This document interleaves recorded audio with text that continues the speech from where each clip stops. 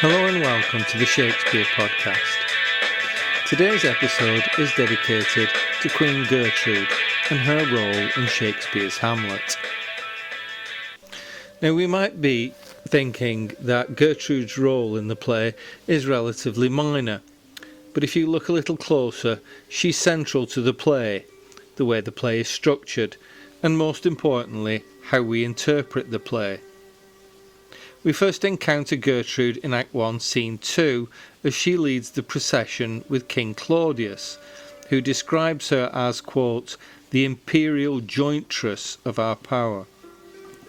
And for Acts 1 and 2 and most of Act 3, it appears that Gertrude's function is to support Claudius and try to talk to Hamlet about his, quote, transformation, as it's called in the play.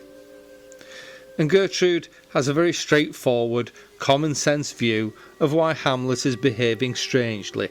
As she says in Act 2, Scene 2, quote, I doubt it is no other but the main, his father's death and our or hasty marriage. But then we get Act 3, Scene 4, when Hamlet kills Polonius and confronts his mother about her behaviour. And we need to stop here and ask exactly what Gertrude's behaviour is and what it has been. What kind of sin is Gertrude in? Well, the answer goes back to Act 1. As the audience, we know that Gertrude should not be married to Claudius, as it is against God's law and against church law.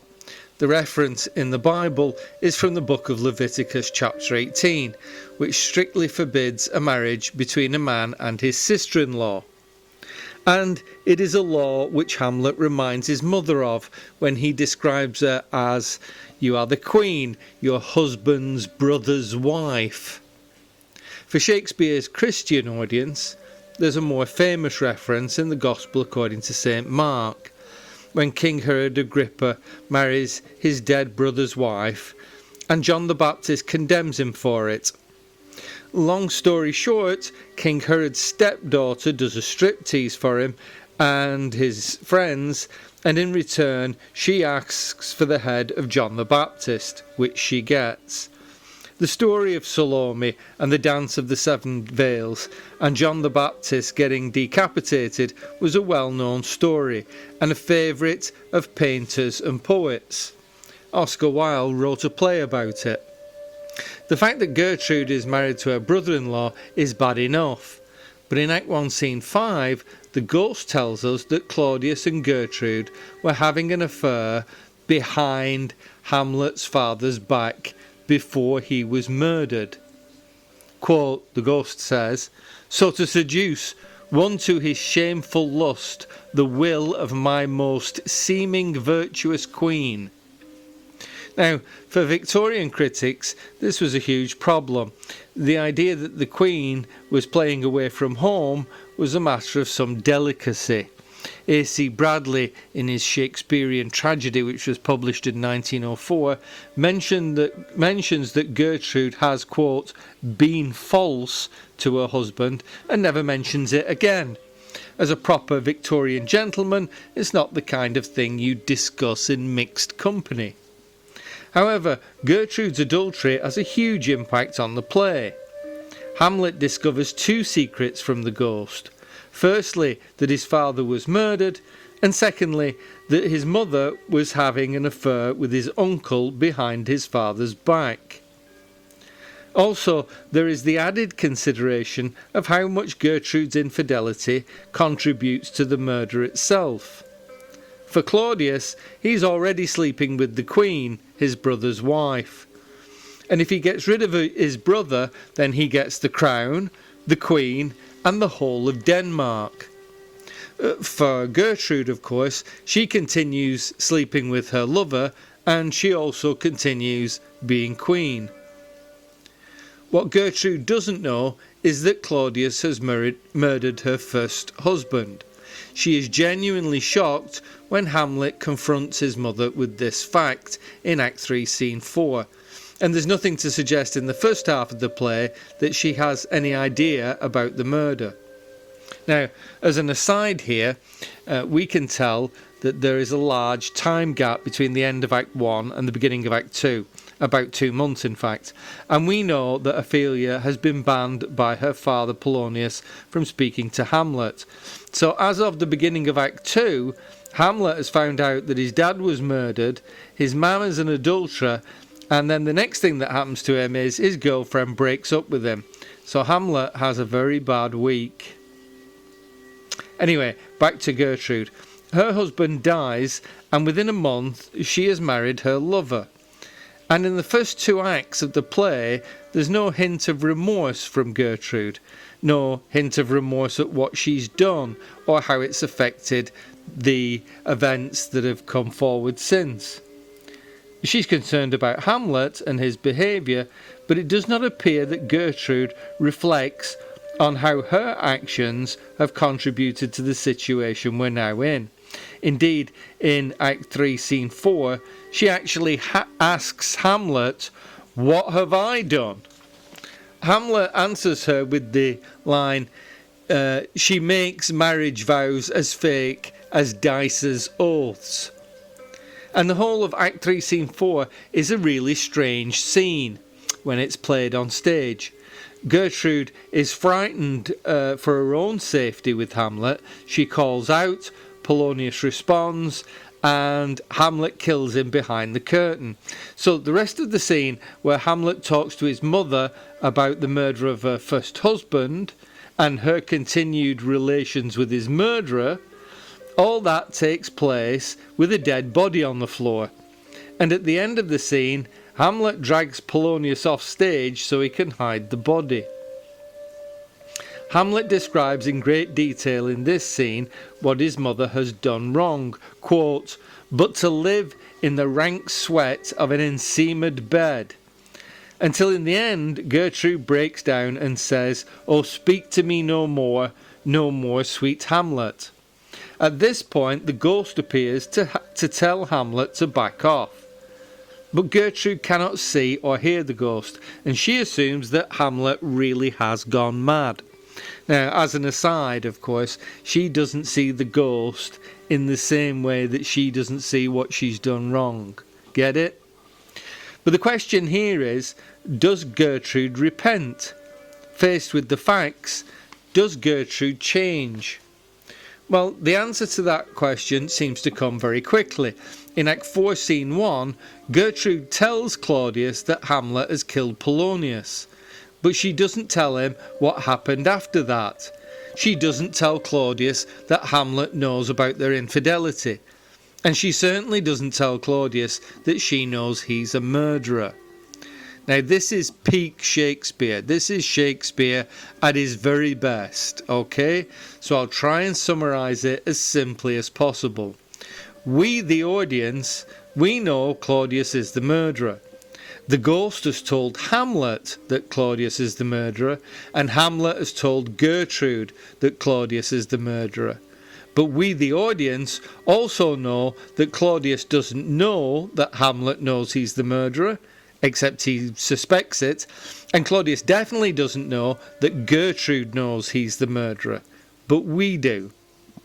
So you'll have to keep up with this kind of thing if you're going to be a Shakespeare scholar. Also, in the hands of a lesser playwright, what happened before the play began would have been long forgotten by now.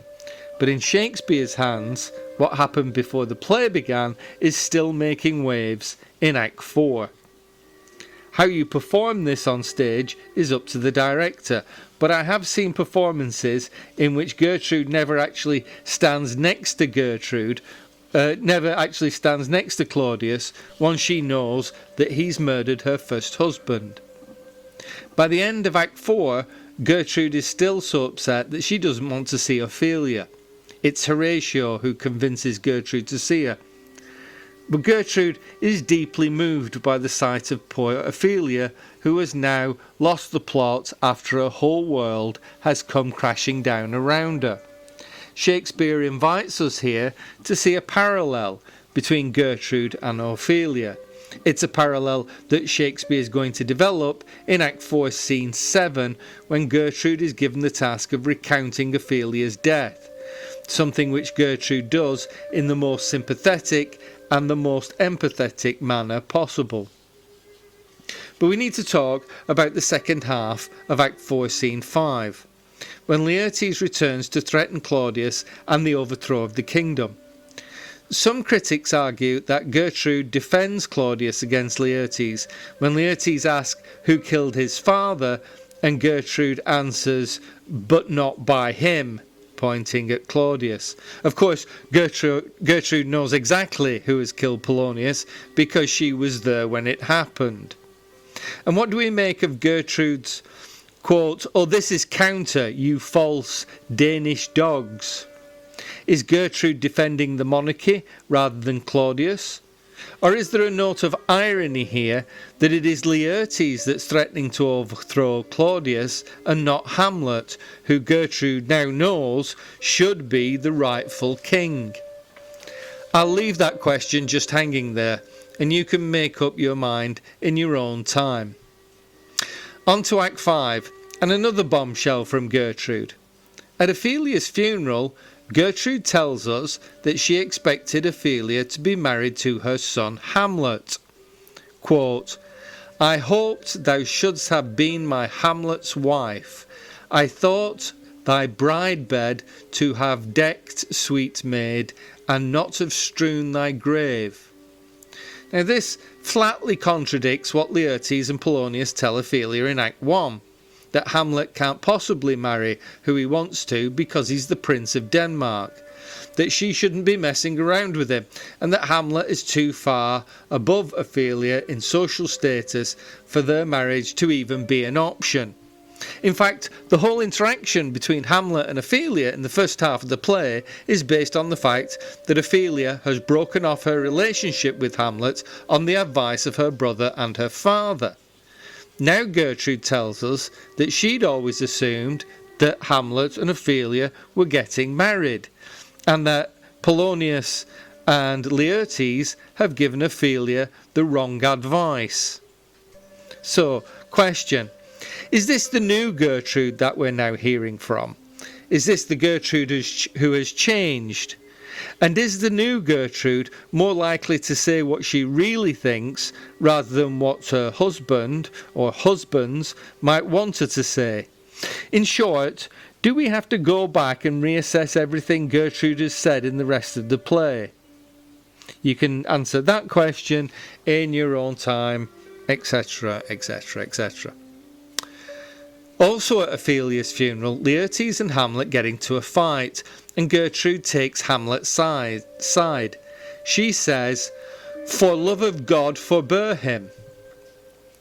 Is this the heartfelt cry of a mother, or is she reminding everyone that Hamlet is still the Prince of Denmark and should be treated like a member of the royal family? We already know, the audience already knows, that Claudius and Laertes are plotting to kill Hamlet. It's a plot that they don't tell Gertrude about.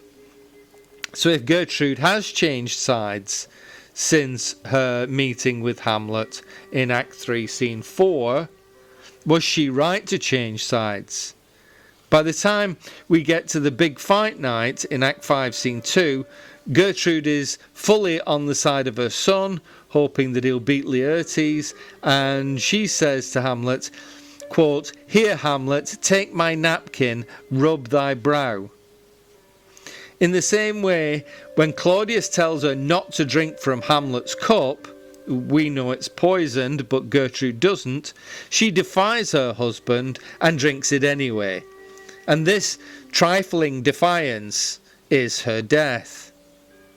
Of course, because this is Shakespeare, we do not miss the irony that Claudius poisons Gertrude, albeit unwittingly, in much the same way that Claudius poisoned her first husband, his brother, the old King Hamlet. So there's a quick look at Gertrude. She's a bit more complicated than she might at first appear.